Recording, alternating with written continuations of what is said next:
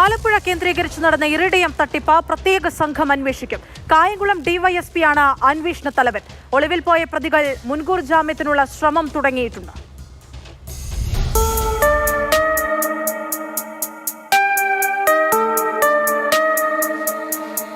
Iridium ലോഹക്കച്ചവടത്തിൽ പണം മുടക്കിയാൽ കുറച്ച് ദിവസത്തിനുള്ളിൽ ഇരട്ടിത്തുക മടക്കി നൽകാമെന്നായിരുന്നു വാഗ്ദാനം.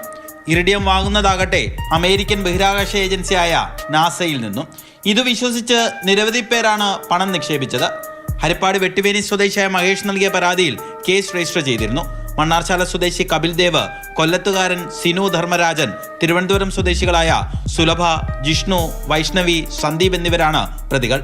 കേരളത്തിൽ നിന്ന് കടന്ന പ്രതികൾ മുൻകൂർ ജാമ്യത്തിന് ശ്രമിക്കുന്നുണ്ട്. തിരഞ്ഞെടുപ്പ് തിരക്കുകൾ കഴിഞ്ഞതോടെ കായംകുളം ഡിവൈഎസ്പിയുടെ നേതൃത്വത്തിലുള്ള സംഘം അന്വേഷണം ഊർജിതമാക്കി. വിയപുരം സ്വദേശിയായ സജി ഔസേപ്പിന്റെ നേതൃത്വത്തിലും വലിയ തട്ടിപ്പ് നടന്നിട്ടുണ്ട്. ആലപ്പുഴയ്ക്ക് പുറമെ കോട്ടയം, എറണാകുളം ജില്ലകളിലെ വിവിധ സ്റ്റേഷനുകളിലും പരാതി ലഭിച്ചു. ബ്ലാക്ക് മെയിലിംഗും മറ്റും ഭയന്ന് പണം നഷ്ടപ്പെട്ട നിരവധി പേർ പരാതി നൽകിയിട്ടുമില്ല.